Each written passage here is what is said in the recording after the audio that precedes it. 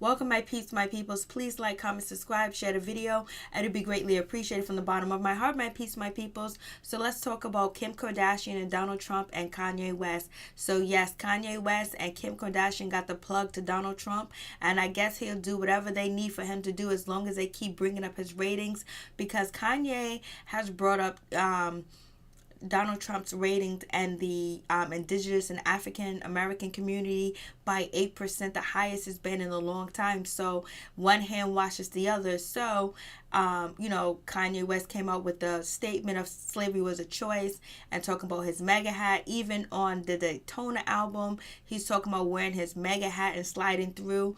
The police won't stop him, but if you black, you gonna get stopped. He asked that question. It was the answer. That question that he asked was the mind of a coon asking, "Oh, if I coon a little bit and I wear this MAGA hat, I can slide through. I can slide through by the cops like a drive-through. And so can I? That was the question. So and then also Kanye West at TMZ, wiling out. Just in all his tweets, and he says he's bipolar, but who really believes him? Maybe you guys believe him. I don't know. I just think it's just a stitch so he can make himself look better, because his sales are not that high. His sales was only about 105 or 177, and usually Kanye West does higher numbers than that. So we have Kim Kardashian.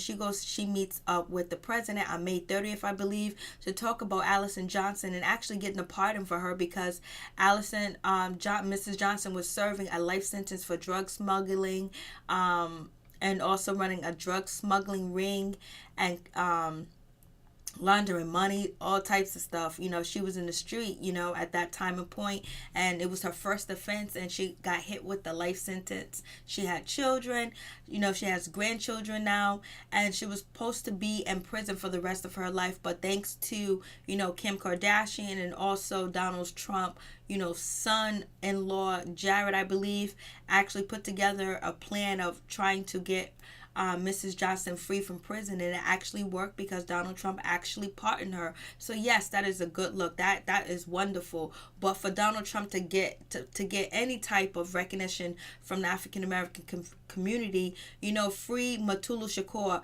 free Asanta Shakur, Ashati Shakur. I'm not probably saying her name right, but it's actually in the slideshow. So free them, free some political prisoners. That's what I'm talking about. Free the political prisoners. Don't stop now, Kim. Look at these political prisoners that are in prison. Bring them to Donald Trump, because Donald Trump has 30 more pardons that he can make, and releasing people from prison. So, don't stop now. Don't let this be your only one good deed, but I believe this woman, Mrs. Johnson, she's going to probably get a TV show, a biography about her life, because people love, movies about, criminal activities, drugs, smuggling, working with the Cambodian mob, working with this one, that kind of stuff, because you have all the gangster movies that people love, from the mob to gangsters and kingpins and things like that. So this woman, Mrs. Johnson, is really happy. Her family was there to meet her at the opening of the gates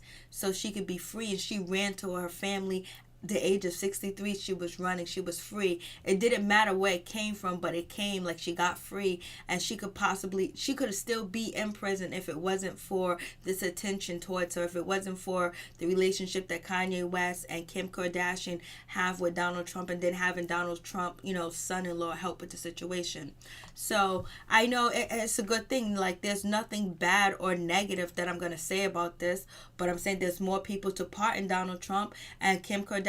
Don't stop now. If you're really going to get into the community, you really want to save people that have been mistreated by the criminal justice system, because one of the reasons why Kim got involved in this case is because it's an unfairly sentenced life, young woman, first crime, and there was tons of people involved just because it was like, crack cocaine and all this other stuff, which gets a higher sentence. She felt in her heart that it was unjust. So there's so many different laws and so many different people that's been unjustly sentenced to longer time in prison because of certain drugs that classify as ghetto drugs, cocaine, white party drugs, crack, dirty, poor people, ghetto people, so we're going to give them years. And most of the time, they don't have the right representation in court to help them as well, too. So don't stop here. There's more people that need to be free, and there's more people, stories that need to be brought to light. And if you have a large, huge platform like you do, Kanye West and Kim Kardashian,